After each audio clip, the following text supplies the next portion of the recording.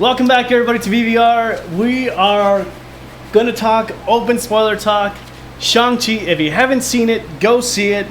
Quick thoughts, it is a phenomenal movie. I can't recommend it enough. Top tier Marvel.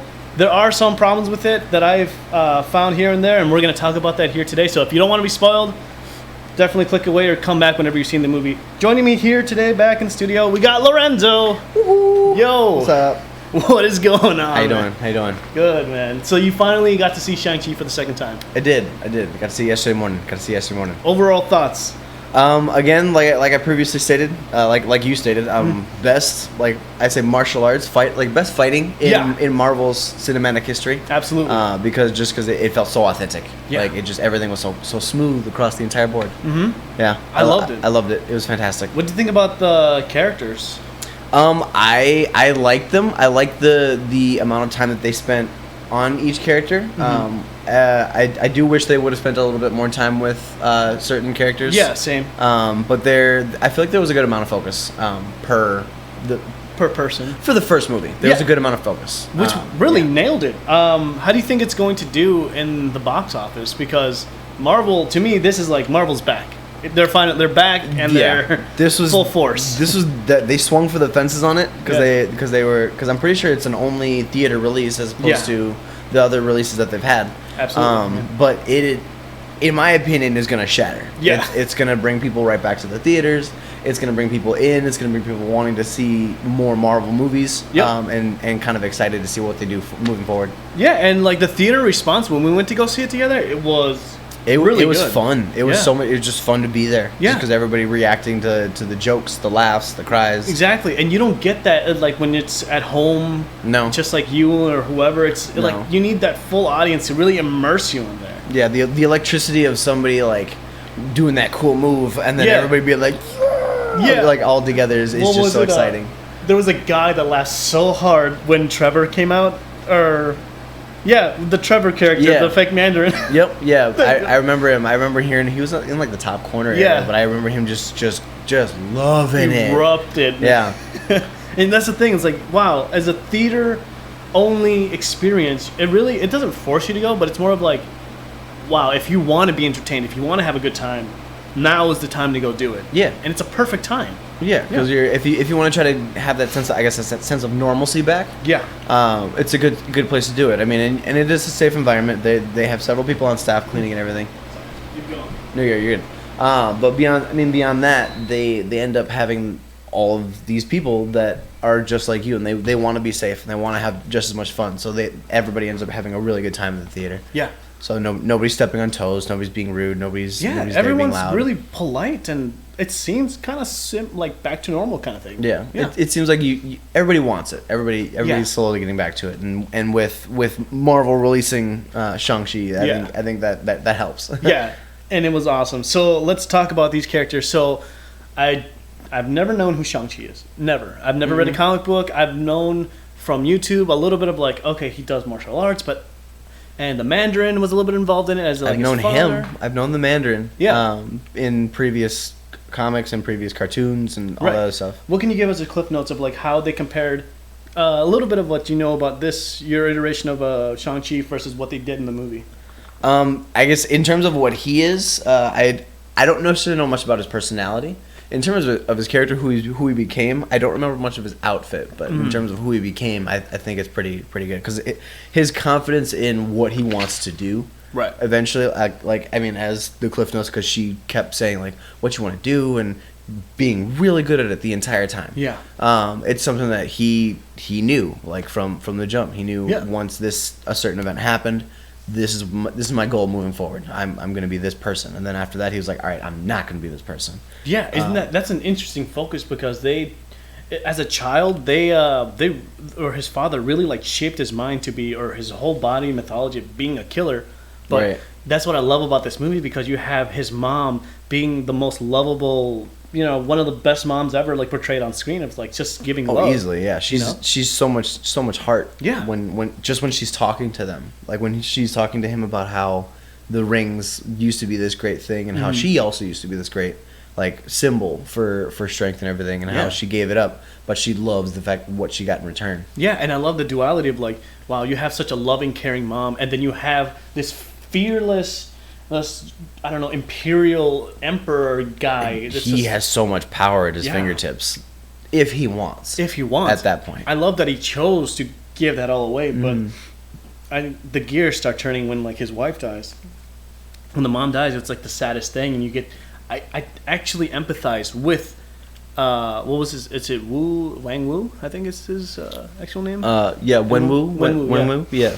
I definitely empathize with him as like that's similar to what I would do. I would just be filled with rage that I let this happen, but at the same time, you're like, no, it's your life that like is coming back around to get you. Yeah, I mean, I think it's a hard thing for anybody to kind of go through, like losing at that point their spouse, who they, like he said, she said I could change, she said I could be better. Yeah.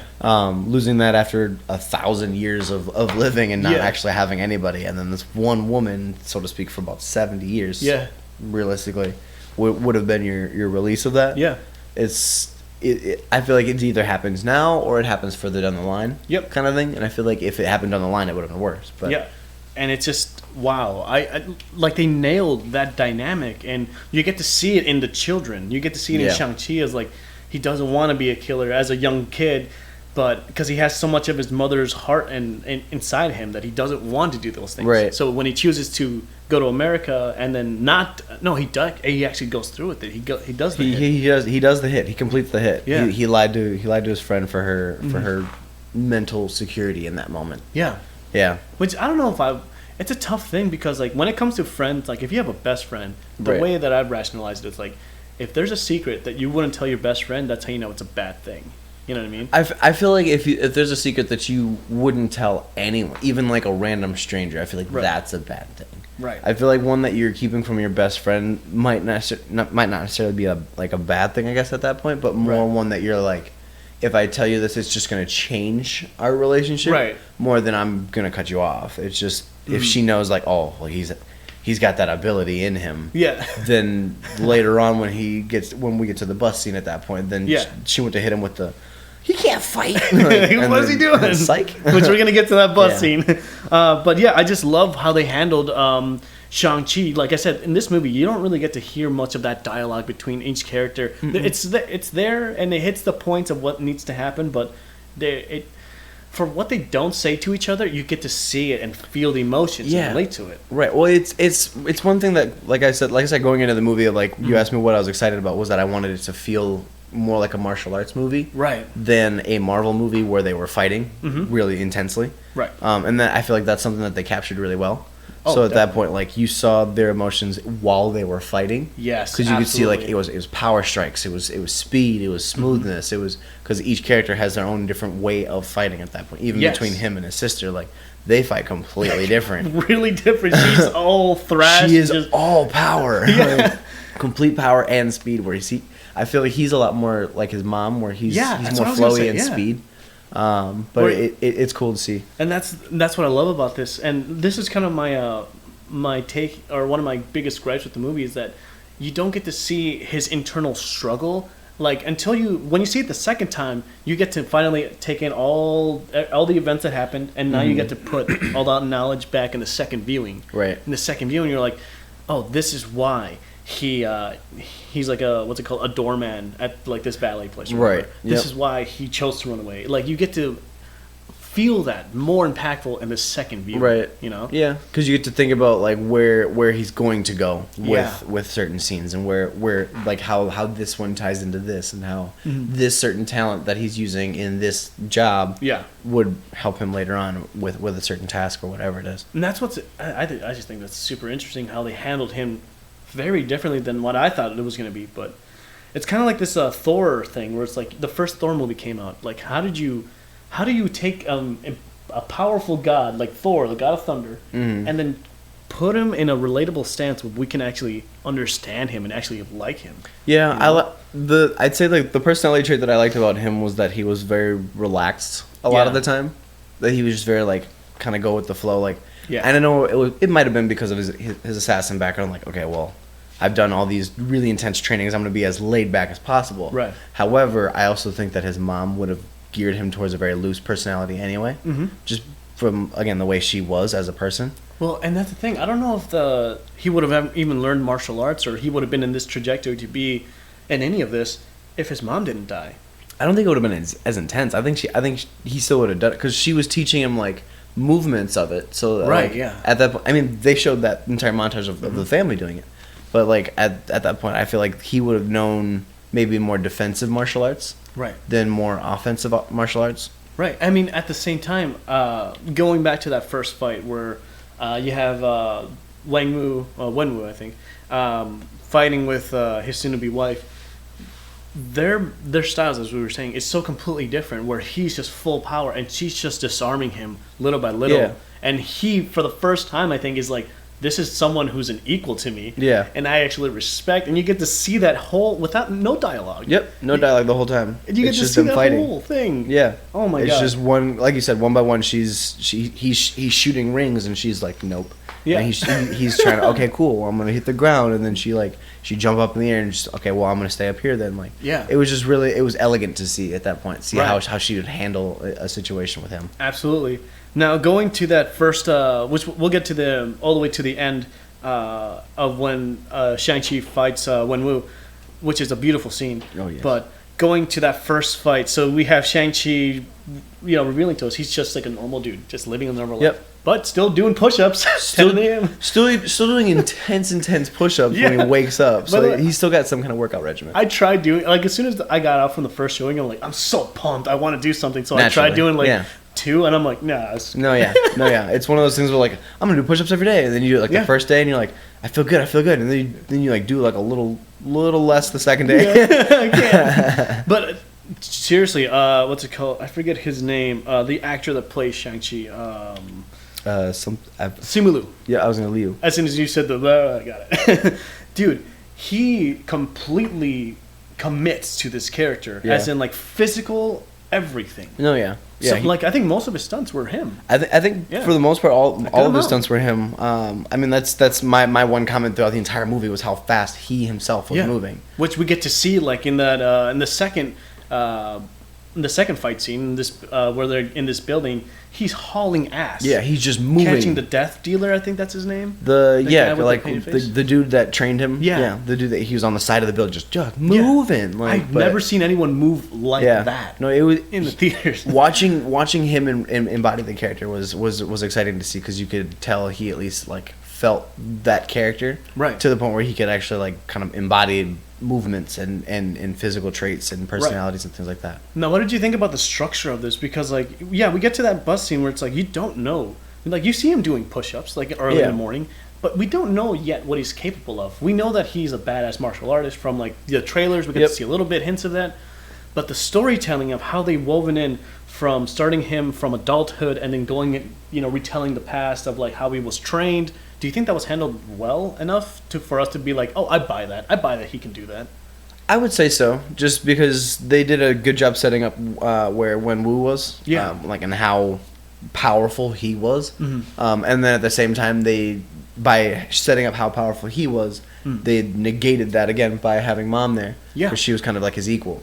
So then having that background paired with, okay, well, now he's being trained by his parents and then living his life. That's and this is why I love doing these spoiler talks, because I don't put those two and two together, because it's like when you finally get to talk and experience this with other people, you get to put other parts into your perspective. You see the different puzzle pieces. Yeah, get kind of plugged in. Exactly, right. that you would have never seen or like wouldn't have put together. This is why like spoiler talks is my favorite for thing. Sure. So putting that into perspective, we know who the Mandarin is. We know or like when we was. And we know how strong he is, and like with his mom, so that when that first bus scene happens, I was totally in. Like, I bought the whole thing. Oh yeah, for sure. Yeah. I enjoyed that it was kind of a trigger moment for him. Than it was anything of him just like, okay, I'm just gonna start doing this. Yeah, because he didn't want any part of it. Right. It didn't feel like he was more avoiding anything. It felt like he was more like, I'm just gonna try to stay out of whatever this guy might want. But then seeing his friend get pushed to the ground. Yeah. He was kind of like, no. Yeah, Like, that's what you get to see the whole thing. But then that was really cool to see. Yeah, dude. From when he took that first, like, he took a super deep breath and then just started kicking. And then ass. he just, and then that initial first strike of just power, just raw strength, like, just was so cool to see. And I didn't know, like, if he actually had any powers, like, from the comic books to this. I just knew that, yeah, he's just a badass martial artist. But I mean, in the comic books, I think it's revered that he's one of the best, or he is the best at martial arts. I think he's just a normal fighter. I think that's why he like partners with a lot of like the normal more superheroes, just because he's kind of like a normal guy that's doing martial arts, like as well. Spider-Man or like Daredevil, kind of stuff. Right, the Punisher stuff. People like that. I imagine probably wouldn't punish with the Punisher, but normal humans, something like normal that. humans. And then for me, it's like I totally buy that scene. So in that whole train scene, there's a lot of Easter eggs that happen there. Him his fighting style, where he does like when this train splits in half, he does like a flying kick. Yeah, from one car to the next car. Like it was, I feel like it was kind of like a Mortal Kombat reference in that sense, because he goes straight. It wasn't really like a floating thing. He just straight across. Yeah. Like it was really good. It was cool. And then we get to that scene. My favorite scene from that whole thing is that when he goes from like the middle of the bus and then he climbs through the frickin' the beams to get to the front seat of the driver's seat. Oh my god. Yeah, that was just the way he weasels his way through everyone and everything was probably one of my favorite things, because it reminded me of like old like I guess like Jackie Chan movies. Yeah. Where he's running and trying to catch up to people and getting things. And it's a real person. It's not like CGI or anything like that. Like even if it was CGI, like I buy it more that when he finally sits down and it's like, oh shit, that's still Simu Liu. Yeah, like when he finally sits down, he's like, I'm like, oh wow, he actually just like 1, 2, 3, and then sat down. That's what made that scene so much more impressive. To me. Yeah, it's more inclusive when you don't have to be like, I don't know if that's them, right? Or you see like a fake wig spin or whatever it might be, like a fake strike, whatever it might happen. There's something that takes you out of it. Basically, what makes that scene, I guess, even believable is that there's nothing that I haven't seen that's like, oh, when I did first see it the first time. There was a little bit of the CGI that was like peeking through, but that's because I was seeing it in like a digital theater. Right. When I got to see it at the Dolby Almost in AMC, completely different experience. No, yeah, it was. We saw it in the super screen at Marcus, and it was phenomenal. Yeah. There wasn't a part of it that you could see whether it was really CGI or not. Mm-hmm. Obviously, the 10 rings you knew were CGI. Yeah. But at that point, it was one of those take the spoon of salt where you want it. Exactly. And for me, like my first day that I wanted to go see it, everything was pretty much sold out. And I have a local movie theater, it's like a block away, where I could definitely just go whenever I want. But I knew it's not gonna be the same experience. It's just gonna be on a smaller screen, and that's where I was just like, what's up with this CGI? But I think it's literally my theater. It's just a smaller thing because, as we hinted, it's just so different. No, yeah, because I mean, the movie itself is flawlessly shot. I mean, the way that they were portray them fighting, the way that they portray them, even just talking, like was good. And speaking of the fighting, I haven't seen, like I said, in the Raid, and I know you haven't seen the Raid yet, or the Raid 1 or 2. I might want to borrow that. So it's so clean. Well, like. They move so fast in the Raid where like their punches are going ridiculously fast. The cameras can't even pick them up, right? So they train their bodies to actually slow down their movements and make it, it's still a fast punch, but it's more of a controlled punch. And the whole fights, they're raw, they're visceral, but they're slowed down where you can like, or I guess slow down enough where you can still feel like, oh, they're going really fast, but I can capture that and I can see the movement. And you can see them, I mean, because seeing the movements is what you really want to see from the like exactly. Because then that's how you go. Like, is it them? Is that not them? Yeah. Like that's how you really get drawn into the role. Because like if you look at him and go like, I wonder if he can actually do martial arts, and then you see him doing like the elbow strikes and like doing all the knee punches. The oh my god! And that one shot and the bus scene. This whole bus scene is freaking filled with the bus scene is really what brings you in honestly, to what the movie is going to be like. Honestly, because then like there was a scene he takes off his jacket and then like he I think he kicks a knife out and then he puts the jacket back on and then he smacks the guy like what? Oh my gosh! I was not ready for that. I was not because I thought at that point, cool, he's gonna fight without a jacket. That's cool. It's whatever. Yeah. But then him disarming it and just. Because he's like he likes his jacket at this point. Like, that was just it was so cool to see. Well, that's what I'm saying. Like in the Raid, you get to see and you get to like follow the action is what I'm trying to say. Yeah. Like a bad example of this is Snake Eyes. I don't know if you've seen Snake Eyes yet. I have not. I have not. I had Not heard worth watching. Good thing. I've not heard good things about it. I didn't really have good expectations though either. So. Like it could have been promising, and nothing against Henry Golding, the guy that portrayed Snake Eyes. Yeah. Nothing against him. He did his best with He what looked he like got. a good Snake Eyes. Yeah, he did the best with what he got, but they could not shoot these scenes and actually do the color grading right. So in the darker scenes, because when we get to that second building, the second fight scene in the building where they're fighting or you get to see Abomination for the first time. Yeah, the underground fight world. Exactly. Yep. When they're outside in like the the staffel structure is just fighting through there, you could still see and make you clear could crisply see who was fighting who, what move was going to happen. You could see what was a pillar versus like a shadow. Exactly. You can see even though all of the enemies were dressed in all black and their weapons were all black, you could see each one of them. Exactly. In Snake Eyes, dude, the action is like I can't even make it's like this half the time. It's God, Jesus Christ, it's so bad. It's really bad. I'm sure they were probably going for like the camera action quality of like where like, oh, you're really in the fight, but that makes people sick. It makes people uneasy. And to my point, and I talk about this in my Snake Eyes reviews. The main character from Red Dead, from what's it called, The Raid, I just played Red Dead. Red Dead. the main character from The Raid is actually in Snake Eyes, and cool. he's one of those. He's one of the teachers that teaches Snake Eyes like a lesson or whatever.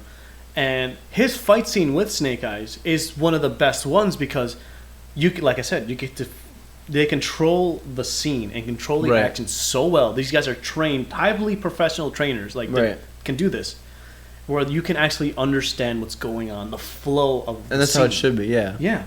And like I said, if you watch Snake Eyes, you watch until you see the main character from The Raid, do this little challenge with Snake Eyes, and you're like, Jesus Christ, like this is what it should have been. Right, is how it should have been the whole movie. Yeah. And that's why Shang-Chi, I think, just trumps most of, for sure, definitely, most of the MCU's like action. Oh, easily. From martial arts kind of standpoint. But where do you, going back to that building scene, Shang-Chi gets a note, or gets a note from like his sister, or believed to be his sister, to go into this building to, I guess, meet up with her before she's assassinated or something like that. Yeah, meet with her before her pendant gets taken. Exactly. Yeah, but then we get to see Wong out of nowhere fighting Abomination. Yeah, why is Wong there? So many questions happen at that point. But honestly, and it's not explained. It no, just happens. It's not. It just happens, and then he leaves. I wish that was not put in the trailer, because it's one of those moments. It's like causes too many questions when you're watching the trailer at first. Is like when you go see it.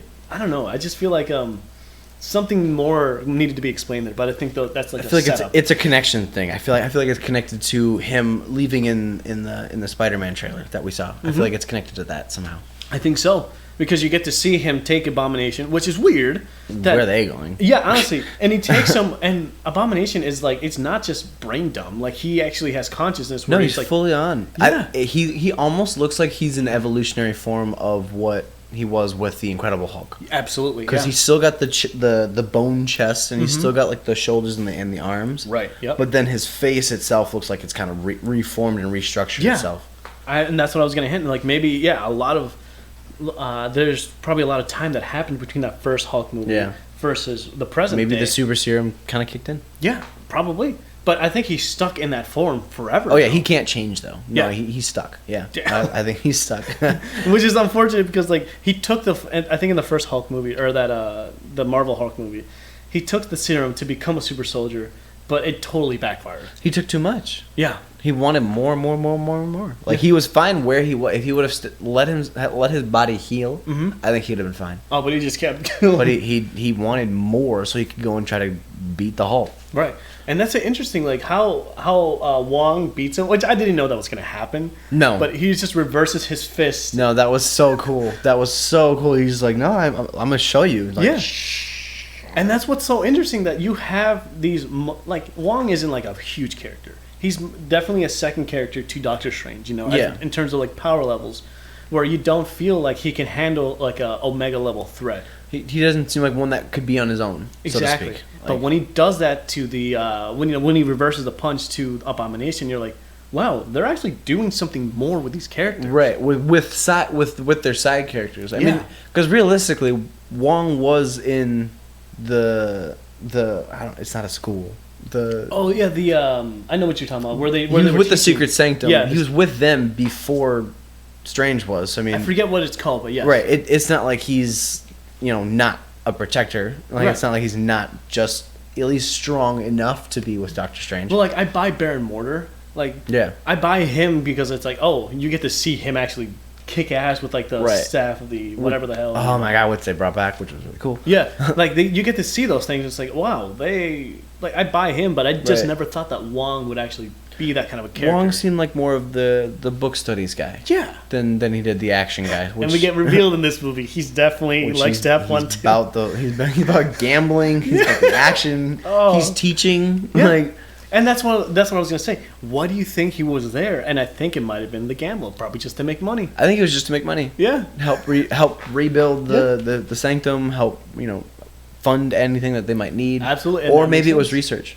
Maybe research. Maybe it was research into something that maybe him and Abomination were working together with. Yeah, because at the end of that scene, we get to see him take Abomination to this. I don't even know where, but like it looks like a cage on the other side. I couldn't tell. It looked like at first it looked like the house, Mm-hmm. and then I'm like, no, that looks like something bigger. Yeah. In my opinion, but I don't know. Maybe that like underground. What's it called? In like the middle of the ocean, the little cage where they keep all the heroes at. Oh, The jail cell or whatever. I forget what it's Oh, called. I'm so mad. I forgot what it's called. But it looked like it was something The raft. like that. The raft, The yeah. raft. It looked like it was something like that because it has like this like red beams that like seem like it's a jail cell like made to contain him, but I'm still right. not sure. Yeah, I don't know. I don't know.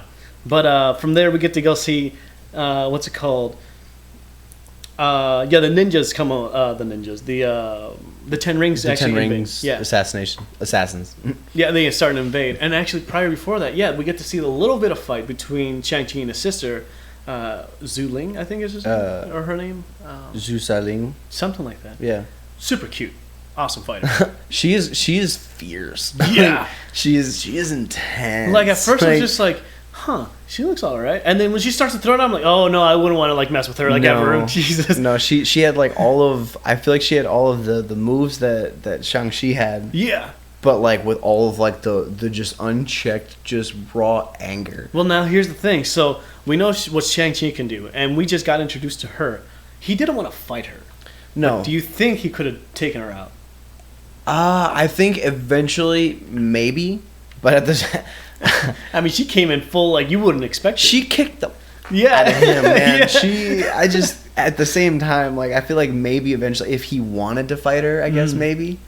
But the way he was reacting to her, no. Of course she. And that's the she thing. won't. They set it up in this last post-credit scene of like, oh, maybe Yeah. they could fight in the future. Yeah. I mean, I'm not sure why or how that's gonna work or if that's even a thing, but like to see them actually fight against each other, Right.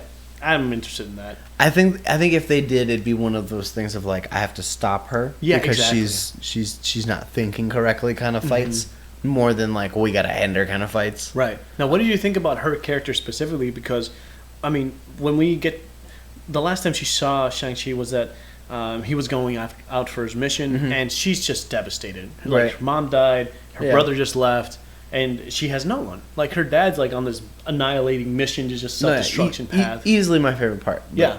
Like her arc itself, like her just explaining the whole story of like, well, I see mom when I close my eyes and all the other kind of stuff. Yeah. And then he's like, no, I don't. And then he leaves, and then she says she waited for 6 years. And then at 6 years, she was like, all right, whatever. He's not coming back. Deuces. Exactly, And she yeah. left. And then having Aquafina ask her, she's like, well, you just made your own little thing? And she was Yeah. like, well, yeah, my dad wasn't going to let me in. I had Yeah. to make my own. I was like, from that, I'm like, And that's I how you don't- do it. Yeah, that's how awesome. you do it. And I don't know if that was like not a sexist thing, but more of like oh, you're my daughter. Why would you fight in this thing? Because Right. almost all of the Ten Ring members were all men. They were men. Yeah. They were men from the jump. So I mean, for on his side of it, he was so old in his ways that was complete feminine. Like, no, you're supposed to be at home. You're supposed Right. to be doing certain things at home. Which is something like they don't say in the movie, but like when you watch it a second time, like that ending post credit scene, she's got everybody training. Oh, she got power. Yeah. She got everybody's there. Even the guy that was like bus boy. Yeah. Like, even he's like her right hand dude. So And that's what I'm saying. Like dude, her whole mentality or her whole like what's it called philosophy is just like, well, if you're not gonna let me do me, I'm just gonna do it. Yeah. I'm gonna do it, and I'm gonna do it in secret. I'm gonna do it in public. I'm gonna do it like in front of the world. Yeah. And you're just gonna kind of suffer for that. Yeah. Like, and do you think that she would have done something with her underground business, as in like taking what basically that underground ring and actually taking the fight to the Mandarin, or just kind of stick with her own thing? nah, she just stuck with her own thing. Right. I think at this point she was trying to distance herself from her father. Right. If she wanted to do that, I feel like she would have done it already, and that's Yeah. or at least brought up the power element of like, look at all the power I have. Not trying to go after you, but like, look at all the power I Right. have. Just to get some kind of respect. Right, Yeah. but she didn't care. Yeah. I mean, neither of them cared about what their father thought about him. Yeah, and So- that's the thing. It's like, wow, you get to see this scene later on of like both of them being hurt in such a way. Like we get to see it in her like an early like as a child, and it's more validated when we get to see her in that in the building scene. Mm-hmm. But in Shang-Chi, we get to see it at the last act of the movie where he's talking to Aquafina and he's like breaking down like, I know what I have to do. I have to kill my dad. And Right. It's like, dude, I've been there. Like I haven't had those like I've had like dark thoughts like that, because like me and my dad have often gone to these like deep spirals sometimes, Right. where it's like I don't want to do this, and just I got to relate to him in such a deeper level. I don't mean to get too personal. No, but, no, like, no, you're good. But I got to relate to him in such a deeper level where like when he started crying, dude, I was like, I've been there. I feel that. Right. And I totally get that. You don't want to hurt someone that you. I was like, yeah, that's someone you. I mean, he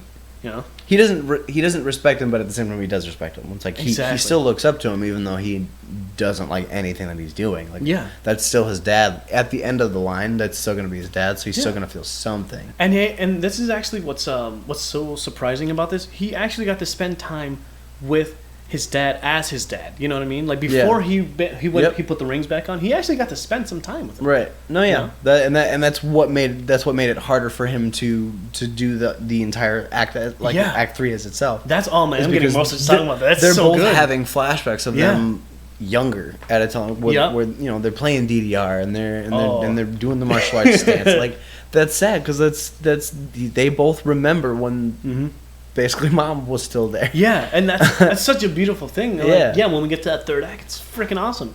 Now, going into this, going back to, I guess the Mandarin comes in, or Wenwu comes in when Shang-Chi has this amazing fight with the Death Dealer. I think that's his name, where he's chasing him through the thing, and we have that whole scaffold scene.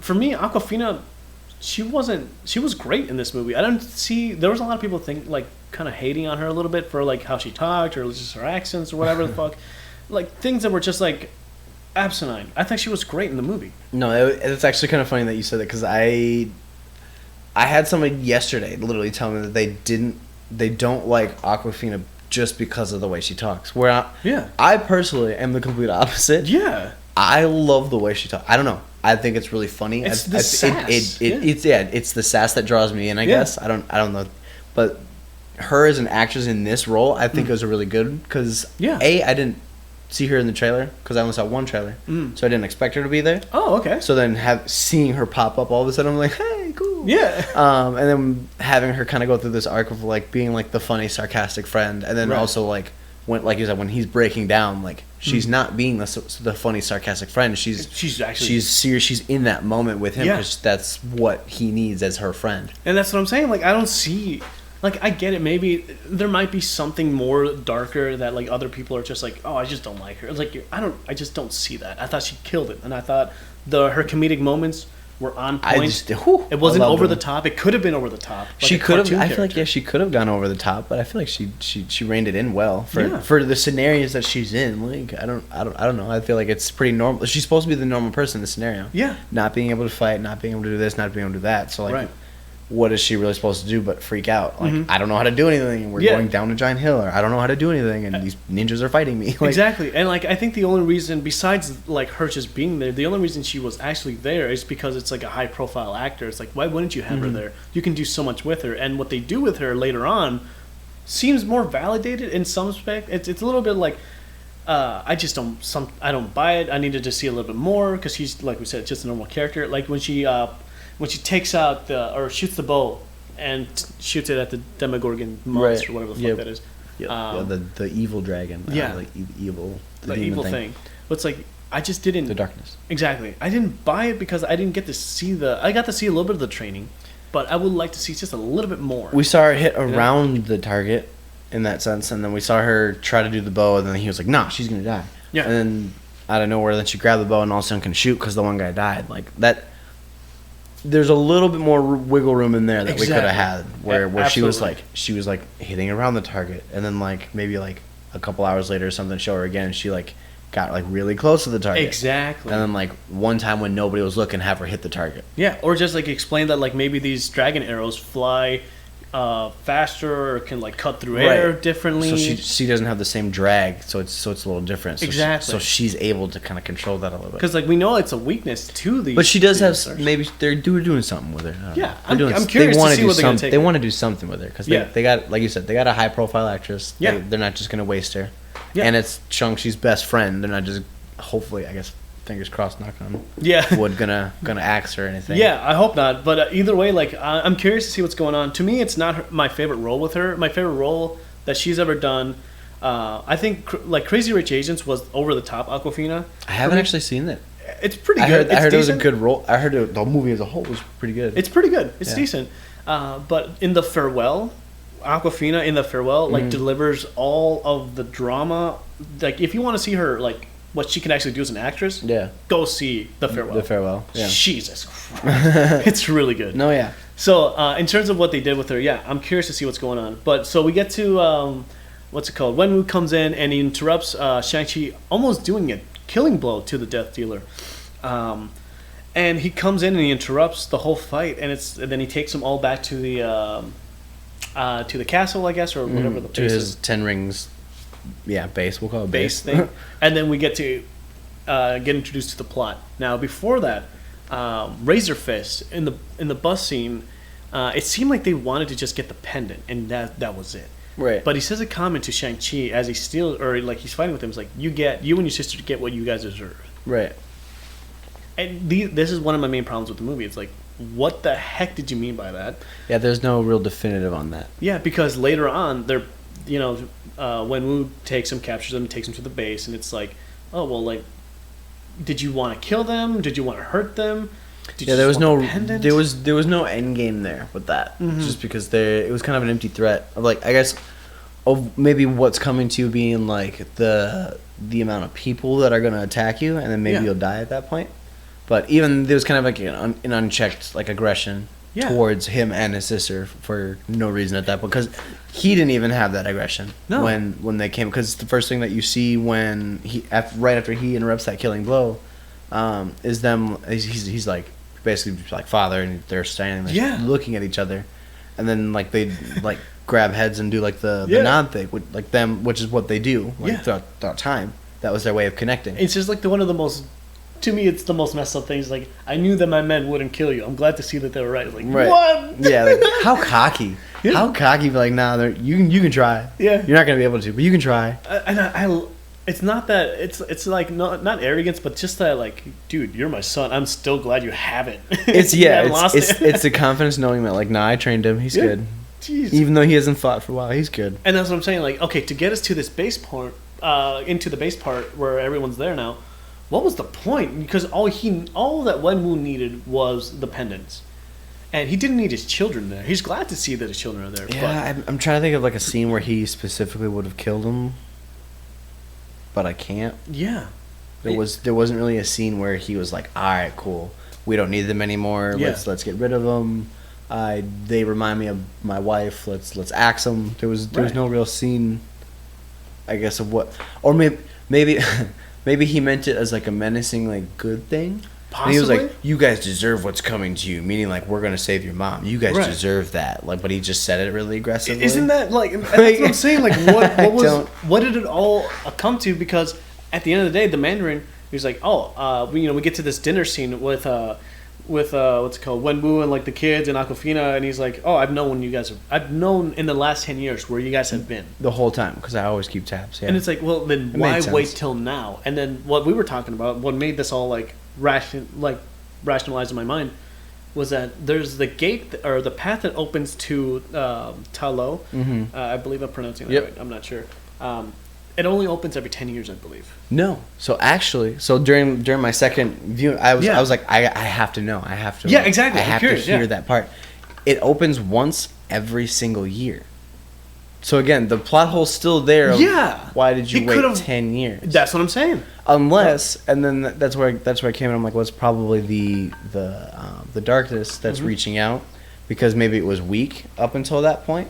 That's also and it was like conserving energy for over theory. time, and then that's when he finally was able to reach out. Maybe he was looking for a worthy person to reach out to, and couldn't find that. But no, it opens every year because according to the little thing. Yeah, the Morris. Morris. Yeah, according to Morris. Chicken peg. Yeah, right. According to Morris, it opens once every year. Yeah. But he's 19% sure he can get you through. Yeah, and that's one of the best scenes. and so that's what I'm saying. Like, one of my biggest gripes is that those scenes just don't add up. And like, I get how they got there and like why, or I get why they're all there. Yeah. You know, at the end of the day, but there's questions. Yeah, there's a lot of things that just don't add up of like how they got to be there. In any case, Trevor. You're right, Trevor. Trevor Slattery. Yeah. So, are you surprised at all that he was in this movie? I was surprised that as a whole, I was surprised he was in. I wanted them to reference him down the line, because again, like you said, even at the dinner scene, they brought up how like he kind of made a mockery of my entire being. But no, I didn't think that they would have the actor himself in there. But then I like him as an actor because he's an actor, as he says. Freaking hilarious. But I like that they had him in there because it made more sense of like, well, he was making fun of me, so I took him. Yeah. And showed him what I am. Exactly. And now he's just a prisoner for whenever Wen-Wu needs him, or I don't know what was the purpose of that other than to just take him. It made him laugh. That's what at the end of the day he's like, I just made him laugh. Because he did some kind of acting thing for like Hamlet or something, and he said he made him laugh. And now he's just a prisoner. And now he's just an acting prisoner. Yeah. With a creature. Yeah, and that's what's like one of the best parts is that like when Morris comes out, he's like, "Oh, you guys could see him? I thought I was going insane." Right. Like, oh, that's how I would have been at that point. Yep. I'd have just pretended like, what? Oh, yes. Do you think he actually overstayed his welcome with in the movie, or do you think it actually worked? Basically, going into that third act now that we have Trevor in there. I think it was fine. I don't think that they should really bring him back for any given reason. Yeah, I think they could just leave him there. Yeah, but I just mean like even if they were to go back to like Ta Lo. Ta Lo, yeah. Like I still don't think that if he is there, he needs to be a better person at that point. Right. I don't think they could get away with getting that character a third time, just because at that point, like, what are you really there for? Yeah. Other than teaching the kids soccer, which is what he was doing in one of the scenes. Right. Other than teaching soccer, but at that point, I'd expect them to teach him something, right, along the way. And like I said, I just some people were thinking that he overstayed his welcome, but to me, it's like, it actually meets with the comedic sense, and actually has one of the better laughs in the third act when he's playing dead, and Morris is like, just join me. It makes more to me. It makes more sense than just killing him off or randomly losing him along the way. Like, I don't know. I feel like if they would have done that, I feel like it would have rushed his character out, right? Which would have felt weird. Yeah, I mean, other than having that connection between him and Morris, like being like, I'm the only one that can understand him, and if you guys want to leave to get to Ta Lo, I'll take you right now. Right, I'll take you right now. Yeah, right. Other than that, that's like the only purpose that I've seen for that character. But in any case, when we get in Ta Lo, I didn't know until later, but it's a different dimension. It's not even in the same universe. No, it's a whole different dimension. I could tell when they were going through the grass kind of thing. It was one of those like doorway kind of situations. Yeah, just because like they ended up at this beautiful, like how serene this entire place was. Yeah. Like just when you walk in and it looks. Like the vegetation looks different. The animals obviously are different. The sky is like even more blue than it was. There's more like into a whole lake. I would say like a lot of Chinese culture. Was actually referenced in that. Right. Like you got the nine-tailed fox in there. Like I think it's like I think I call it a kitsune. Yeah. Just because it's like the nine-tailed fox, and then it's just like such a spiritual animal. Yeah. It's funny because everybody thinks it's a Pokemon now. Yeah. It's trending that way too. Yeah, and, I didn't know that, but Yeah. it's like, oh well, like the Nine Tails. A lot of these things, I see this everywhere since I watch a lot of anime, Right. and like I see like different iterations. For example, even now, there's a lot of Zeus, the god, has been interpreted in thousands of ways. We have a brand new Netflix anime about it. Exactly, that's what I'm saying. Like now they have like a lot of these mythological creatures from Chinese cultures or Japanese cultures are. We see it more in modern takes, but they're just interpreted in different ways. They still hold true to their truest form. For example, a nine-tailed fox still being a nine-tailed fox. The nine-tailed fox. You know what or I mean? like the foo dog that they had. Yeah. Which looked amazing.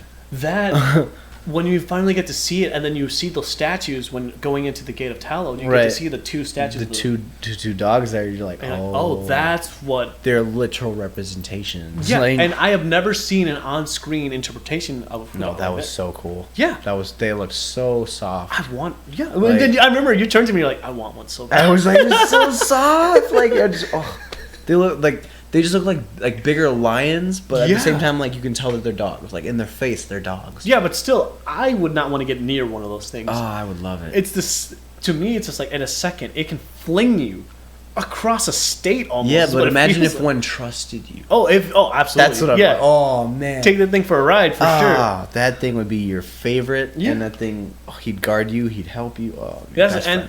Oh best my God. friend. For sure. And to me, that was one of the highlights. It's like seeing all of these creatures and how the people of Tallow, how they actually, it was like a whole economy. I was like, it's a whole community of it. Yeah. Like, environment of like coexistence. Yep. Yeah. They had the animals running in and out of everything. Like even like the scaled up horses. Yeah. How they stopped and kind of looked at each other. Like the horse wasn't really afraid of them. It was just like, what the heck is that thing? Yeah. All right. Well, I'm gonna go over here. Yeah, and it just kind of walks on.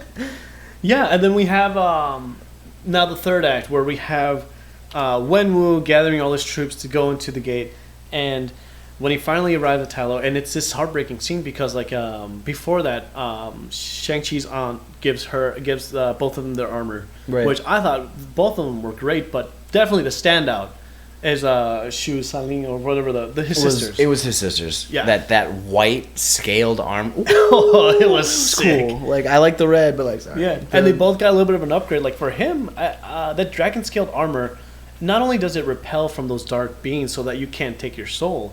Well, I assume that's what it is for. I assume it because it kept them inside the gate thing, exactly. So that the scales of the dragon were using almost the entire thing. Like it provided the protection, right? And not only a physical way, but like in the mythological way as well, right? Which is like it's crazy that I've never. There's so much lore in here that's like it's not even talked about or referenced. It's just no, yeah. It's one of those kind of, not I guess not necessarily implied, but they when they say that this is dragon scale, it can help us defend against like the monsters, and then they show you like there's dragon scale armor and weapons and clothing, and all this other kind of stuff. It kind of becomes one of those things that you have to think about it of like, okay, well, if the dragon scale weapons do this, I assume that the scales at least do a little bit of it, if not defend of it. Yeah. So that's why they're all wearing red. And you're like, well, that's weird. They're all wearing their scale armor for no reason. Or no, those are clothes. They're just wearing dragon scale clothes. Right. But I guess the cool part about it for me was like how the dragon scales like resonated with whatever impact they had. Yeah. Because I think that was a cool kind of way to show that when the dragon got hit, that's what would happen. Yeah.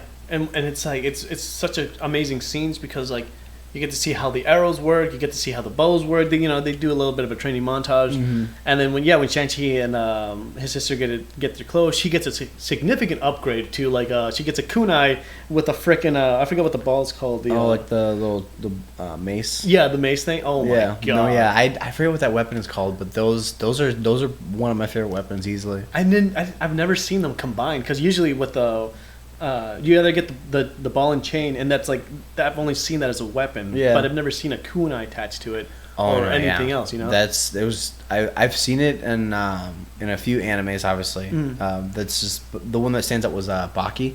Okay. Because if you haven't seen it, it's on Netflix. I haven't seen it yet. No. Great anime for just martial arts and just different kinds of martial arts. Is that the boxing one? It's like I know it's martial arts. It's like an underground kind of like martial arts ring that that they're a part of. Yeah, but it's oh my god, it's so cool. But it's coming out with a new one in like a month.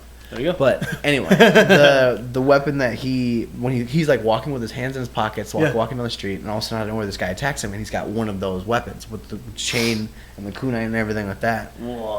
But he knows how to defend against it, and that was my first introduction of it. Right. But the weapon just seems so cool, just because like even if one end gets stuck, at that point you have a whole other side that you can then use for any given reason. And the whole montage sequence of how the sister, I can't reference her name, but like of how she was using it, it seemed like, wow, I believe that she could do this, but she's known of it as a younger kid. Yep. And now it's just putting another item, another whole other weight on the other side of it.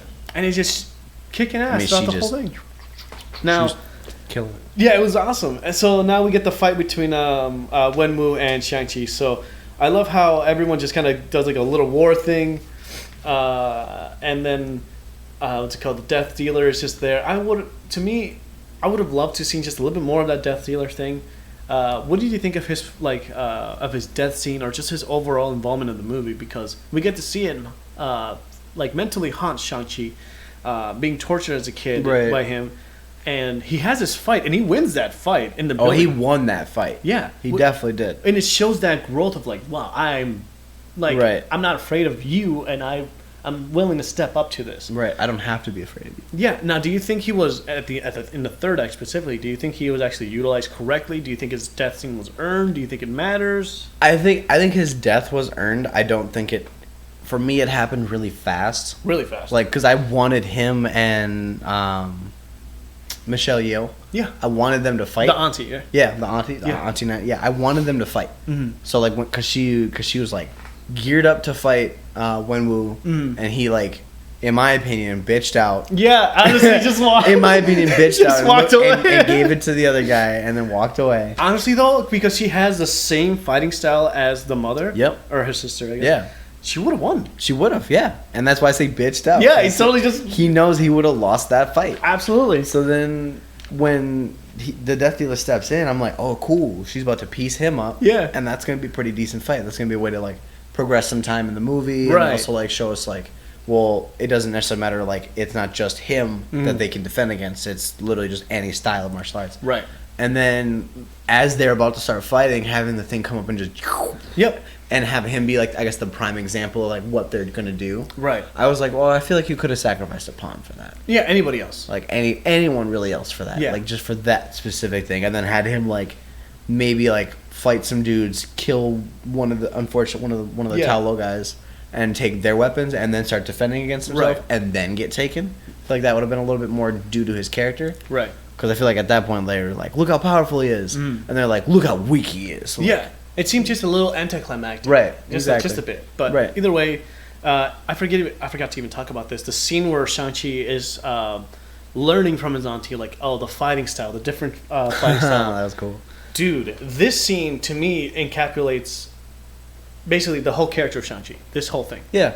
I think it's his final growth point Yeah. for his little arc that he needed. Yeah, because, like, he goes in there, like, with his usual fight style, which is, like, aggressive, like his dad. It's just really... I feel like he imagines that he has the rings on Honestly, his arms yeah. when he fights like his dad. That's another thing of like that makes more sense why he could use the rings, because he's learning from someone that uses the rings, like his father. Like it's just there's more. So he knows how to it. defend against them because he knows, oh, that strike's coming. I know this one's coming. I know he's going to defend this way. Right.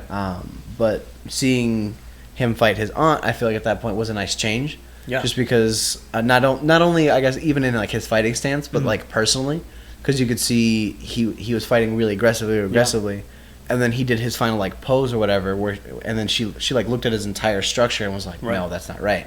Right. And then walks up to him and just like, open your fists. Yeah. Like, relax a little bit. That's what I'm saying. That was a good show of like, okay, he actually he harbors a lot of his aggression and a lot of his like mental stress in fighting. Yeah. So when he's fighting, that's when all of his anger's coming out. Yeah. And she's like, you just gotta like relax a little bit and then just let everything flow. And this is what I was telling you before. It's like, and this is what you pointed to me so eloquently later on when we were talking in the car after the movie.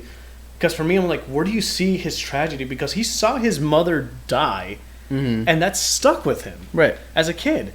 And when you get to see that scene when he's fighting his aunt, the way he fights and it's almost like he's fighting his mother, and she's just like or like the allegory of his mother is the essence, the spirit of her at that point. Exactly. And then he's finally being like disarmed by like this by Zahn of like, no, my fighting style has been derived by anger this entire time, right. of guilt. Yeah.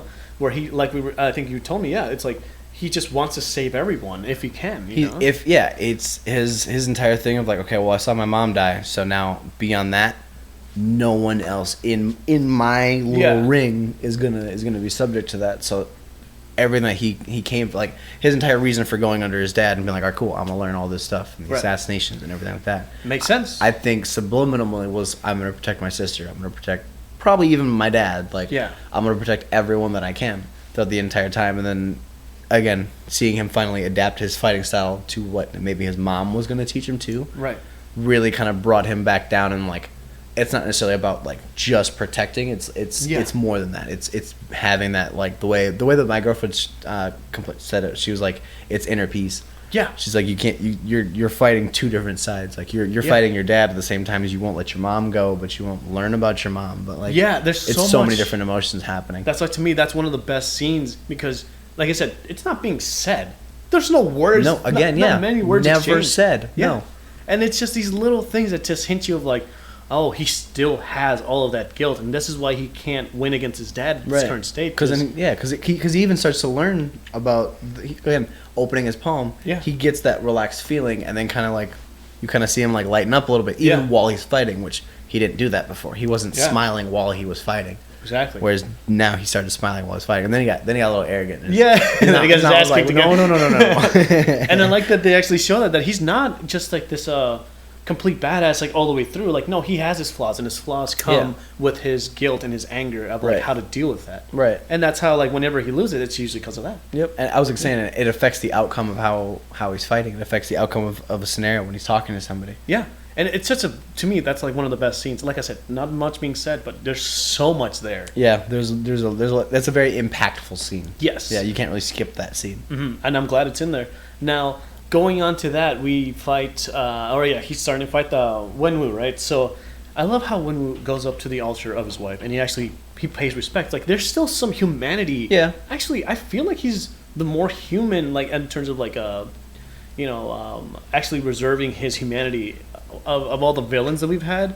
Like, Loki is like very egotistical and like not even there. You can't relate to Loki because he's just insane. Like when he was back with the Avengers 1. Right. But Thanos, like going back to Thanos, like he's just his mythology of like genocide is just completely insane. Like it's just you can't really like relate to that. But I mean, besides him, the one that I would compare it to is like Killmonger. Yep. You can see so much pain in him. It's one of those things of like, oh, why are you evil? Why are you evil? And then you hear all these culmination of things that have happened, and then you're like, oh, I mean, I get it. Yeah, like you want to be like, no, stop doing that. But then you're like, but then he's talking about how like all these people have all these things and we're just out here dying. And he's like, oh, damn. Yeah. It's kind of like that. It's just like, this is a guy that had so much power and so much strength and so much respect from so many people. Yeah. And then lost it all. And just because like he said, I wasn't wearing the rings. Just because of that reason alone, people attacked him. Yeah. Because I feel like if he was wearing the rings, like he said, he would not have gotten attacked. That, or I don't know, maybe just terrible timing. Because maybe even if he could have was been there, I think he could have still done something. But I feel like at that point, it's because even the way he traveled was different when he had the rings on. Because very true. I feel like he would have done more like boom with the rings on, whereas he had to casually walk without the rings. Right. Or even with the rings, he had a big ass fucking posse. Yeah. So like at that point, he'd had a big posse, which means I had assumed that the homestead would have a bunch of guards. Yeah. So at that point, like everything's always a little bit beefed up in security wise. Yeah, or at least given the Death Dealer the rings. I mean, I don't know why he couldn't, he probably didn't trust him. Yeah, more or less. But possibly at that point, my question was, why wasn't the Death Dealer even? Yeah, in their heyday of like, okay, well, we're giving up the thing. Yeah, cool. So take your mask off. I don't know who you are. Yeah. Like as a viewer to the audience, like I don't know who the Death Dealer is. We never saw his face. Right. So like at that point, they could do one of the because they do it in anime they do it in animes all the time. Yeah. Where it's just a scenario where like you don't know who this person is, but then you find out, oh no, it's been the side person all along. Yeah, and they just put a mask on. Like in Watchmen, you have Rorschach walking in without his perfect like scenario. Yeah, exact scenario. Like Yeah. have him be a guard for the family, and that guard was able to either sacrifice himself or do something. Yeah. But then you find out that guard didn't sacrifice himself. He just got scarred, and also he put a mask on. Exactly. That's who the Death Dealer was. But yeah, and then there goes to beg that question: how is the fortress of the Mandarin unprotected at the most vulnerable time when he's not there? Like that does not make sense to me. Like even if you were like, I'm gonna give him my life up, I'm gonna be completely relaxed. You're not paranoid a little bit? Yeah. Just in the back of your mind. The most powerful man. Right. One man army. Literally. In the back of your mind, you're not thinking somebody somewhere is mad. I mean, a little bit. At the same time, I get like maybe his wife was like, no, you have to let this life. Right. Go. If you want to completely let it go, you have to completely let it go. Exactly. Right. So, and I don't think she was wrong in that. I just think that that his I don't know if you've ever seen American History X with Edward Norton. Yep. Yeah. It's exactly like that. Yeah. Your whole life. It's just you've done too much already. Yeah. And in too many different areas with too many different people. Yeah, even if you try to live a normal That life. like and you can't change it. You can't even if you try to talk to those people directly that you have already influenced. Yeah. And be like, this isn't something that we should be doing. They're gonna turn on you at that point and be like, nah, you're a fucking traitor. Like, and that's what I'm saying. Like to me, American History X is it's a masterpiece of a movie, and you get to see a little bit of that in here, but it's just you can't run away from basically your sins, and they didn't. That's why they never let him in Talo in the first place, and that's why all this stuff happened. But yeah, crazy stuff. Anyway, we get to see that fight scene, and I think the fight between when they're in that little altar place. Between Shang-Chi and Wenwu, freaking awesome. Like that through and through. It's a good culmination of everything that they kind of had going on. I think it was a good struggle of wanting to complete a task, but then not knowing how or wanting really to actually do it. Their conviction is not there. Yeah. No. Yeah. Because Shang-Chi doesn't want to kill his dad. Right. And the Mandarin or Wenwu's like, well, I don't even know if this is true, but I believe it to be like, or I believe this to be true. Where like, if I just can get to that gate or whatever, and if I can open it, then because he wasn't even really. It didn't seem like he was really trying to kill Shang-Chi. Yeah. Like even when they were like really finally fighting, he was trying to really disarm him and then just like make sure he stayed down. Yeah, exactly. Because he kept hitting him down. Yeah. Just so he'd stay down, so then he could get to the gate. Even like the final thing that they say before like the big fight. Right. Get out of my way, boy. Yeah, exactly. I don't want to kill you. I just want you to move. Yeah. So I can get to the gate. Like, that was his whole goal. And I love how, he totally, Shang-Chi, even without the rings, he still has the bow staff, and he was able to hold his ground throughout the entire fight. Where he actually landed, almost a finishing blow with the bow staff when they're outside the little, right by the lake. Yeah. Smacked him down. Oh, man. He came in with, a super haymaker. And I think he could have taken him out without the rings, but it still is part of that growth lesson where in order for him to actually have that piece, when we finally get to that ending fight, basically he's hitting the gate that has all the dragon scales and starts to release all these demons or whatever. Right. And I mean, to me, in this movie, it actually makes more sense why the bad guys and the good guys teamed up. It makes sense because everyone's gonna die no matter what. Yeah. And other movies, I don't buy it so much. This one makes a lot of sense. This one's more of a survival kind of base of because one, I can see that these people immediately, I can see that no matter what, if the world's in danger, they're gonna partner with somebody. Yeah. If the world's in danger, you're in the world. Yeah. But it made sense that he kind of fought it, resisted a little bit, and then he saw he couldn't cut through. Yeah, razor fist. Yeah. Right, and then ended up. Okay, yeah, we got to work together. Yeah, that made more sense. Yeah, and I just I buy it more in this movie than any other movie. But yeah, so then so Wenwu keeps fighting this, and then Shang-Chi he gets blasted into the lake or whatever, and we get introduced to the dragon. I haven't seen a dragon this is a completely obviously CGI creature, but I haven't seen one being portrayed with its scale, it's massive as a scale as this one was. Yeah. Then Breath of the Wild, it was just a video game, Zelda. No, this live action, I haven't seen one ever. No, there was one. For example, Rain of Fire. like that was a pretty good like it wasn't still heavy CGI. It felt like it was a real creature. Like an actual creature, yeah. Yeah, that was terrifying. No, yeah, and ready to that fire. I'd give you that one. Yeah. Because I was gonna say the only other one besides that one was either Dragonheart or there's a movie called Dragon Wars. Dragon Wars. I don't know. Yeah, I don't know if anybody's really seen it. Yeah. I found it randomly on HBO one time when I was like 14. Yeah. But it is about basically two people that were posing as dragons. Okay. And they were big Japanese dragons, so it looked really cool because when they were fighting, it was like this dragon in Shang-Chi. That it was the long, slender dragon that was just wisping through everything. So it was the movements were portrayed. The movements that were portrayed, yeah. And so like seeing the Shang-Chi one, like I don't know, that's my favorite style of dragon. Clearly, it's somewhere. Yeah. But yeah, but seeing the way that I guess he reacted with everything was cool. I would like to know where the dragon came from. Yeah, Like and if the dragon was just in the lake. it seemed like it was like a beacon of hope that just derived from the land. Like it's like a great protector. Right. No. What it Yeah. was, For sure. Yeah. It was called. I think in the comic book, correct me if I'm wrong. I think it's an interdimensional dragon thing, and it's not Fing Fang Foom. I believe it's just its own thing. It's its own thing. Yeah. Yeah. Fing Fang Foom. I think isn't he the villain? Is he the villain for Shang-Chi? I don't know. Or is he? I want to say he is, but I know that the demon darkness or whatever thing. I know he was one of the main villains from Shang-Chi. Yeah, But I do know that. Don't know about the dragon. Right. I guess that. I think he might be actually. That would be a good sequel.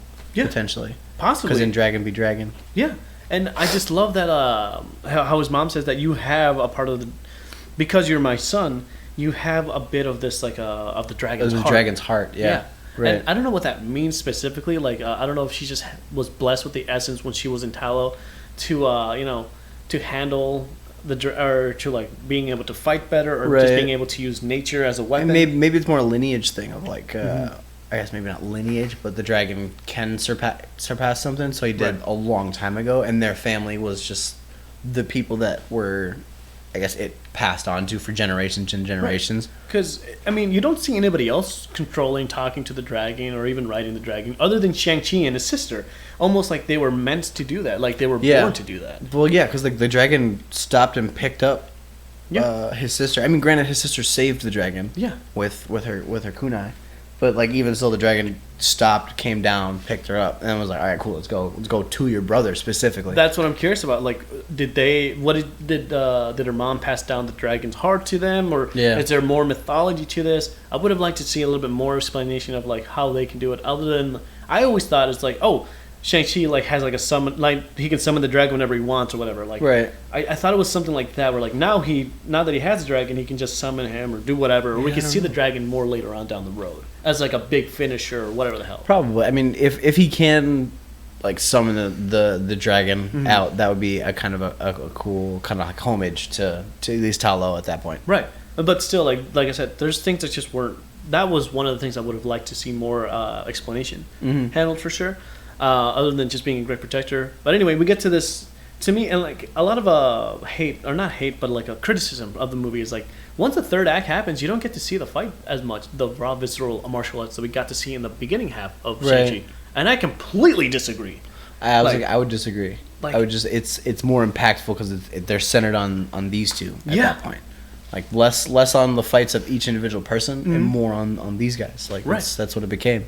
And it's totally valid. Like the action scenes, to me, the culmination of Shang-Chi versus Wenwu, that final fight where Shang-Chi's now using his mom's, or like the teachings of his aunt to basically disarming Wenwu, like in the mystic arts, or this kind of like ancient, I don't know, nature fight. I don't know what it is, but whatever. When he finally is able to actually get half of the rings from his dad. Which felt like a little bit of a Sonic thing. It's just like everything. It just sounded like it, like the ding, ding, ding, ding, ding. Exactly, like which is really cool. And the way that the rings are used, I don't think we hinted on this yet, but the way that the rings are used in this movie, it just seems like it's not like an overpowered thing, but they are its own like thing. Like not everyone can use them, I feel like it wasn't like like you said, like it's not like an overpowered thing. It's the strength of the rings is equal to the strength of the user. Absolutely. Because when Dad was using them versus when Shang-Chi was using them, at least when he was only using 5, there was, even when he was only using 5, there was a completely different power structure and how they're using them. I did like that, like, because I don't know anything about the rings themselves in terms of martial arts, but from the movies that I've seen and from the animes, the comics, the mangas, whatever you want to call it, all the things that I've seen, they're like, they can be like linked together for defense, for attacking, and everything like that. So it was cool to see them like stretch them out really far, but still get like that defense mechanism out of it, of like the mythical element with it. Yeah, that was cool to see. But then, obviously, Shang-Chi taking them was cooler. Yeah, and that's what I'm saying. Like, you get to finally see him actually learn and take out his anger in a more peaceful way, where he's not fighting his dad to beat his dad. He's fighting the way he's fighting his dad is more to disarm him, like his mom did. Yeah. It's not to kill him or anything. It's just to disarm him. He's diffusing him, if you will. Like, like just like let him release the anger, but then like just shift it somewhere else instead of giving it right back. Exactly. And I thought that was, like I said, there's things that's just not being said in here, but so much you can just tell and you can understand what's going on. If you've been there. Like, to me, I completely get it. Right. Yeah. And then we get to see what's it called, Wenwu like basically blast Shang-Chi with like all the rings. And we think that Shang-Chi's dead, but then he pops out of the fog. Right. And he has all the rings. And but they're all orbiting. Exactly. And they're acting in this different state. Right. Now, I don't know what it is about it, but like I don't know if the rings have another state other than like purple being power and like the red being like what's it called? Neutral, I guess. Right. I'm not sure if that's like a whole thing. Yeah, I don't know either. I mean, that was the one thing that I guess I didn't really question, but at the same time I kind of considered it as like a dark and light thing. Yeah. Of like, because I mean the blue, the purple, like that was kind of always like a darker color, whereas like the orange and like lighter bright yellows. Right. Those are good things. So like when a good guy has something glows, it's normally like a nice gold or whatever it is. When the bad guy has it, it's dark. That's what I'm saying. Like, I think the way that the color is used, it has more meaning other than like. Then they're meant for different things. I think it's just a color symbolism. There might be more there, but like I said, there's just things that are not said there. Yeah, I feel like it probably would be. Because when his mom had them, they were orange too. Yeah, and I think it's just because like Chi neutralized them. It's like instead of being meant for power, they're just there. And, they did say that they could be used for good. Like they could have been used for good the whole time. It's just he used them for bad. Maybe when they go bad, that's something that does affect them. Yeah, and actually, this is something I caught on now that we're talking about it. Because Shang-Chi, when he gets the ring, they turn, obviously, into that orange color. But he still does, like, he throws his fist into the ground, and he's able to jump with the rings. Yep. And they don't change color. So I think it's just the attribute of the person. I think it's the aura of that person. Yeah. That's why I was saying, like, when the dark person grabs it, it's going to change, like, that blue, that purple. Right. Maybe even, like, a deeper red. Like, if they ever got, I guess, maybe that much passion, anger, whatever it might be, but and this is whenever just opens so much. Right, whenever somebody like zenful, I guess if you want to say it, like has them, they're that peaceful orange. Right. They're that calming, that warm, soothing light. Like when you walk into a room and you wanted that orange, like warm color. Yeah, and this is what I'm saying. I'm glad that we do this spoiler talk because we get to dissect these scenes and these basically all everything from the movie that you just would just stay in your head. You normally like trying to peel apart in your head and you can't really talk to anybody about. It's like I don't know who's seen this movie. Apparently, lots of people are gonna go see it, but I don't know. It not broke box office, but it made like 78.1 million or something. Yeah, it's going to be one of the biggest. Obviously, the biggest movie for Labor Day weekend, because I think the movie prior to that was not anything close to this. I forget what it was. Like this year or like the one last year? Yeah, last year there was a movie that came out Labor Day weekend. I forget what it was. September? Yeah, I forget. I don't remember. This one, being Marvel, I think it's going to be bigger than... It's 10 times bigger than that. Or at least, I forget what's the ratio, but it's going to be huge, which is awesome. Anyway, going back to that scene, I love how Shang-Chi uses the rings because he's using them more as like as a tool other than just like a... what's it called? A weapon of power. You know what I mean? Yeah, his are more. I mean, like I said, their fighting styles are different as a whole. It's like he fights a little bit more like with speed, and his dad fights a little bit more power. Right. So like seeing how he would use them, like even when they were doing their traditional like fighting, like hand to hand. Right. And then the rings were like surrounding him when he went to do a kick, and they formed like that shield on his leg. I don't think that his dad would have used them like that. Right. Because I don't think his dad liked having them anywhere but his arms. Right. Because he liked having that power in his hands. Yeah, and and the rings are really flexible where you can use them as like I don't know what it is, but like in the beginning scene where he's like going Wenwu's going up against an army, he like throws the rings down, but he's using them as like I don't know, like an omnidirectional shield, almost like a whip shield, if you like, yeah, like because he brings them down, which is cool. Like again, like they extend and they can still be defensive. Yeah. But he uses them like whips, so he can like whip them, and then he does like there's that omnidirectional shield. Yeah. That is just insane. Like completely different. Like there's so much more I think that we still haven't seen. Yeah. And we get to me, like I said, like the action is still there. The martial arts are still there in that third act. I just don't understand what people are talking about. But Shang-Chi, unfortunately, we lost Wenwu there. I wish. I thought it was going to go differently, his death. Because the right. demon thing comes out and it captures him. I thought he was going to blast that thing and then they were going to, he was going to see the error of his ways. A little more fighting. Yeah. Something like that. And then, like, basically come to Jesus moment for him. But right. It actually was more surprising what he does is that he actually releases his rings and his whole life flashes between his eyes between him and his son. Yep. And I thought that was more... to me, I think that's like the best way you could have handled that moment. No, yeah. I as soon as the monster came out, I thought they were going to fight together for a little bit. Yeah. However, as soon as he was grabbed, like, or as soon as he... Because he, like, turned, looked at his son, and was like, shing...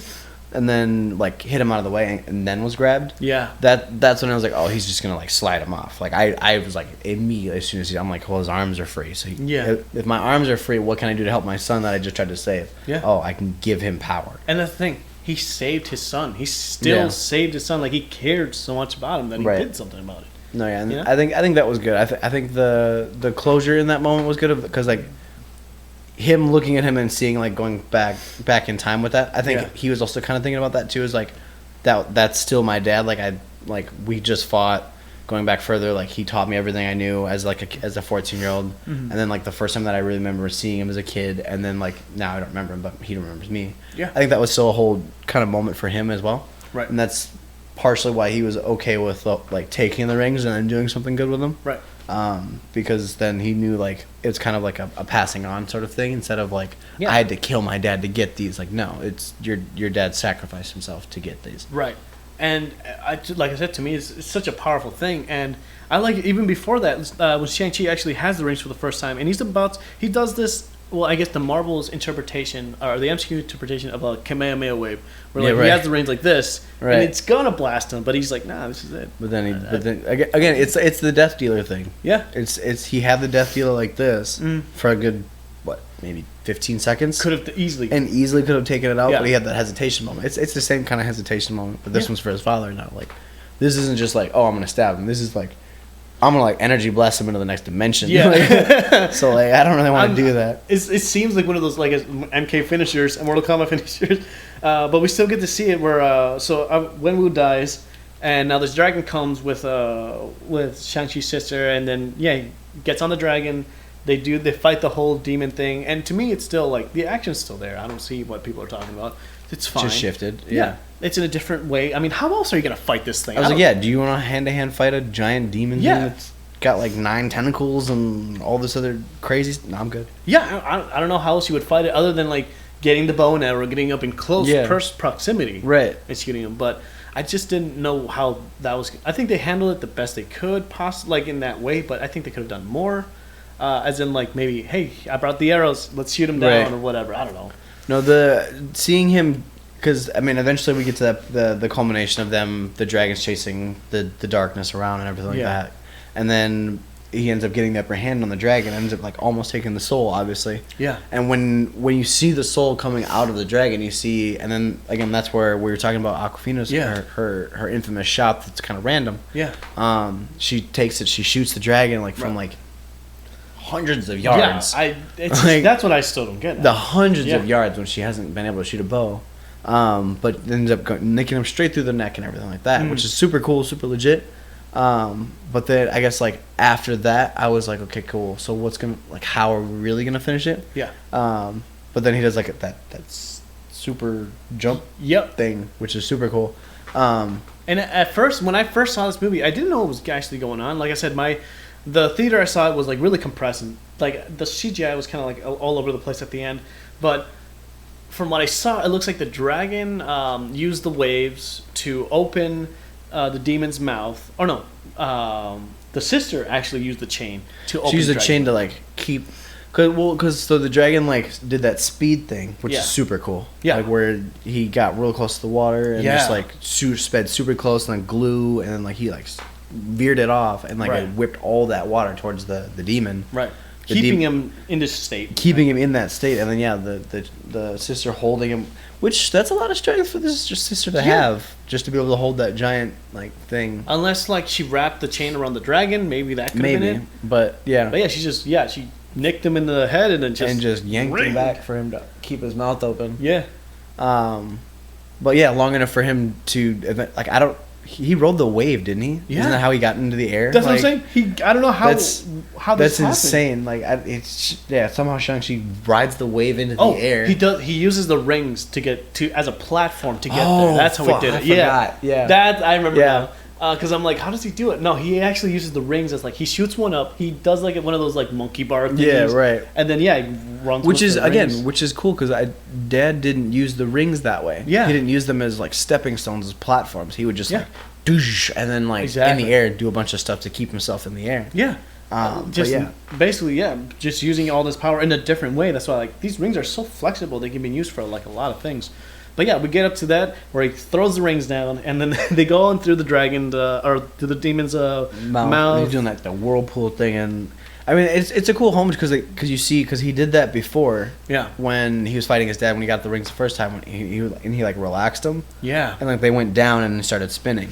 Yep. So like it was cool to see because then he's in the air and like you see him do like literally just like an aggressive one. Yeah. And then they start like really spinning. That's what's so, and you get to see like visually. I think the design of the demon is actually done really well, where you get to see like his skin is very like loose and transparent almost. It's very like I don't want to say fleshy, but because it didn't seem super. It felt like almost like mask material. Yeah, absolutely. Where it was like that stretchy terrible. very like, thin. Yeah. Yep, exactly. But it's still really gross and just really just like outer dimensional at that point. And you can kind of tell the texture of it. It's really like you said, gross. It looks nasty and everything. Yeah. So like seeing like them go in there and spin and get all up in there, it's just gross. Destroying all of his intestines, just getting all whirred up. And then does another MK finisher, which just like goes like this, Yeah. and then dismantles the whole thing. Oh, Right. I wasn't expecting them to do that, but the way it was handled, wow, really well done.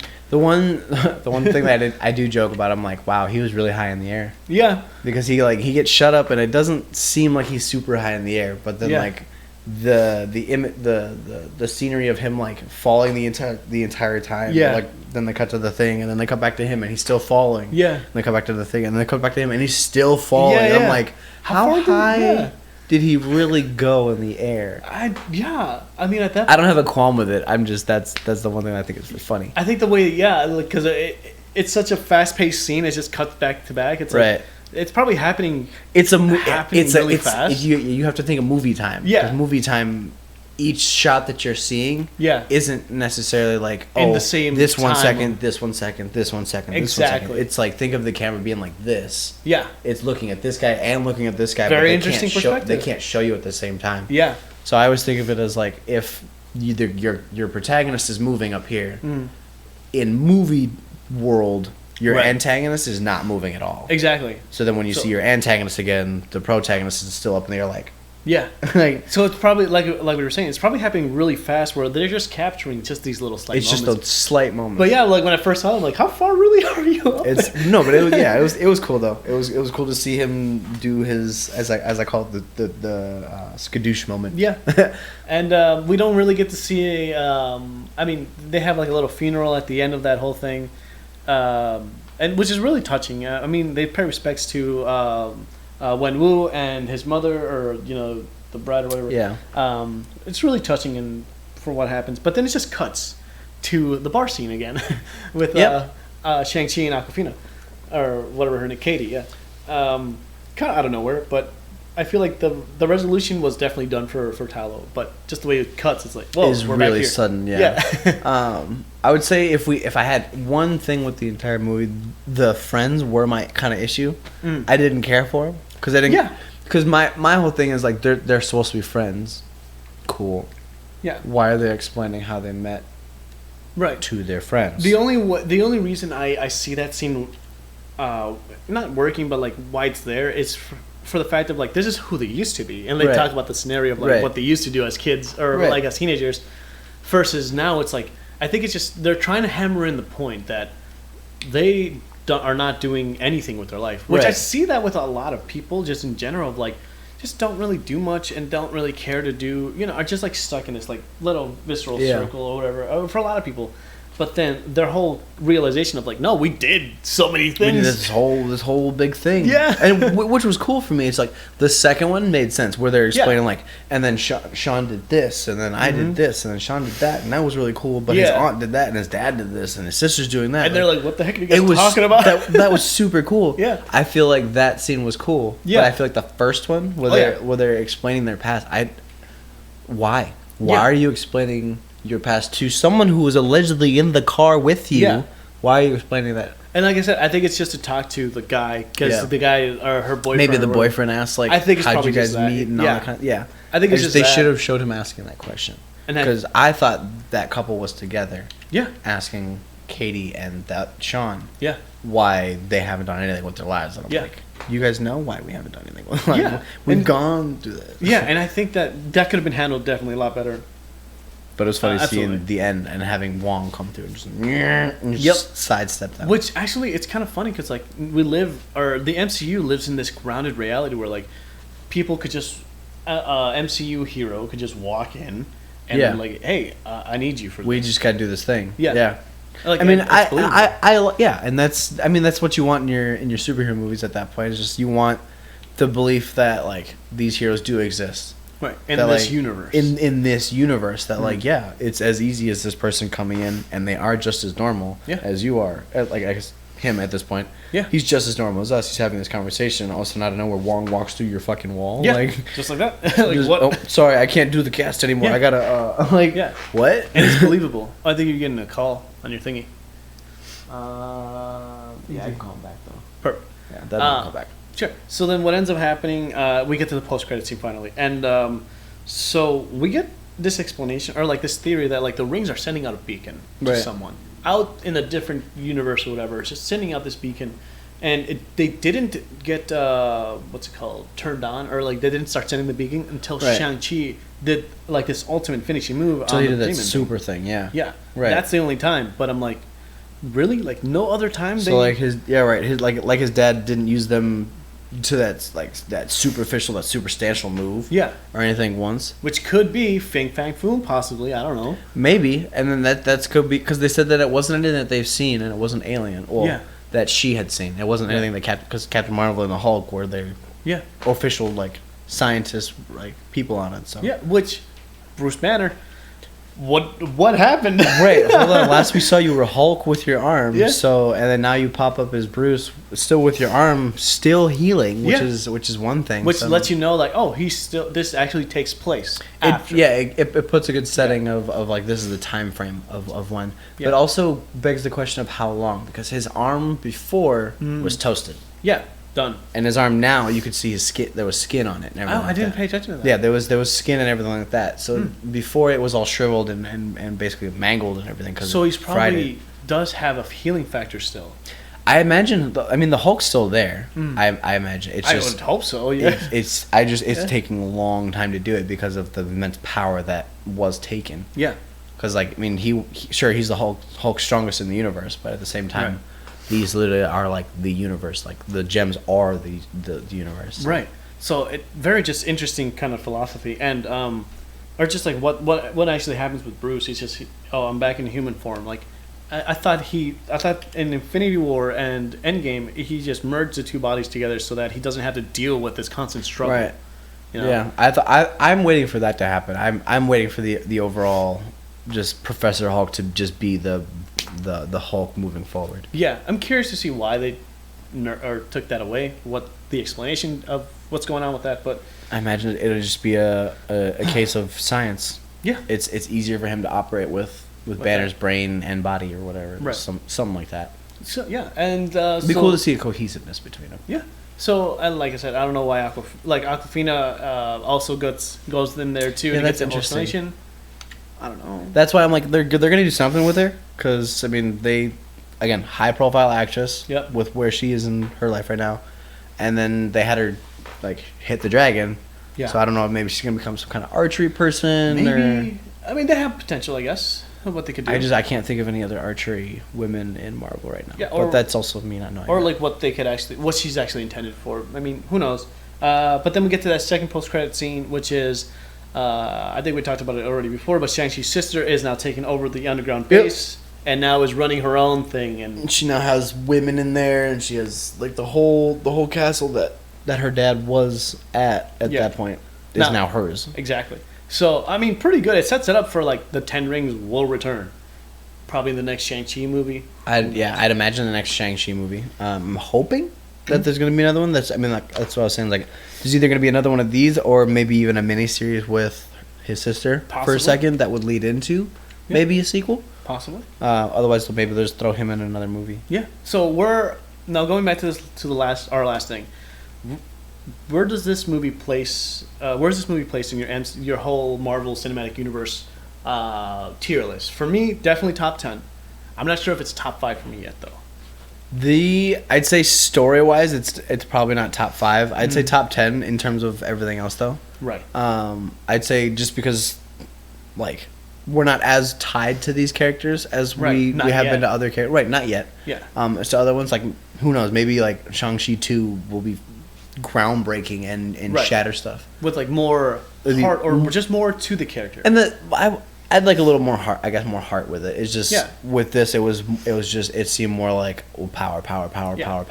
Exactly. With light sprinkles of like heart, like a little bit, but primarily it was like we have to stop my dad. He's trying to take over the world. We have to stop that. We have to stop that. Exactly. Like I still think it's better than the first Captain America movie for me, but not as good as Winter Soldier. I was gonna say Winter Soldier was better. War. Yep. It's not as good as those ones. Yep. Winter Soldier was better. For me, people are still saying that, like, or at least John Campea from he does a YouTube podcast, and he, to him, this was his most anticipated movie of the year, and it paid off. Like, to him, it's the best Marvel movies, better than Infinity War and Endgame. And to me, I don't see that. I think even Age of Ultron is a lot better than this one. I would say. Again, choreography, fight scenes, martial arts, culture, and everything. Question. I'd say in that retrospect, it might be better than those. However, if I'm going for like depth and storyline, the amount of story that I get in like Endgame, Civil War, like and all them, like those are movies that draw you. Like those don't feel like Marvel movies, especially like Winter Soldier. Yeah. That does not feel like a Marvel movie. Yeah. That could have been a movie about a random spy, a random CIA, random. It's just a good movie as a whole. Absolutely. So I can't necessarily just say that about this one. Right. I can say that it does feel like a martial arts movie. Yep. But then for sure. Towards the end, there is once we get into the other realms and other stuff, the heavy fantasy part. That's when I go, oh yeah, it's a Marvel movie. Yep. Like at the same time, so it's like that's not to say it's not a bad movie. It's still a great movie. Where to place it for sure, not in my top 5, but definitely in my top 10. Absolutely, it's definitely top 10. I have to see them all like in front of me and then kind of like mix and match. Isn't that what's interesting? Like, I kind of want to do that now. Having all like I think it's like 30 movies. 35 some movies, like all one of the biggest franchises, successful franchises. Even like the worst Marvel movies. I mean, not even the worst, but like the most disappointing ones. The ones that aren't like high on the tier list. Like they're still I'm a person that I like any rendition of a hero brought to life, minus the fact of Aang from the last. That's the only one that I don't like. That is a. Other than those, that's a tricky balance. Other than that, I appreciate my heroes and my favorite stuff getting brought to life at that point. And like I said, so far there has like Thor 2, like Black Widow. It's decent, not the best one, but it's decent. Right. Or like even Iron Man 2. I actually prefer Iron Man 2, but I love Iron Man 2. You know what I mean? Like the one that I could have done better. The one that they could have done better was Captain Marvel for me. Exactly, like Captain Marvel to me is like lackluster for me. Exactly, but still, even those ones are enjoyable, but this is still top tier Marvel, Yeah. like without question. Yeah, this is one that I would consider like throwing on it like the background noise for like a party or Exactly. wherever I'm at or something like that. Anyone who sees it is going to be Yeah. thoroughly entertained in some capacity. Right, like I'd like to like if you're walking in the store and you were Yeah. like walk by the TVs or whatever. Yeah, and, like, Walmart this would or be whatever. this would be a good choice to have like Yeah. just playing. Yep. Just because it's good amount of action, there's some story, there's some like so it's a good pacing movie. Absolutely. With that being said, guys, this was our spoiler talk. I hope you enjoyed it. Thank you for seeing us, and we'll see you again for Eternals. I think that'll be the next one. yeah. Oh, and James Bond: No Time to Die. Oh, I have to see that. I have Yeah. to see it. I have to see it. So I'll see you guys for that. Thank you guys for watching. Appreciate see you it. later. Bye bye. Oh man, that was good. Ooh, I can move this. Yeah.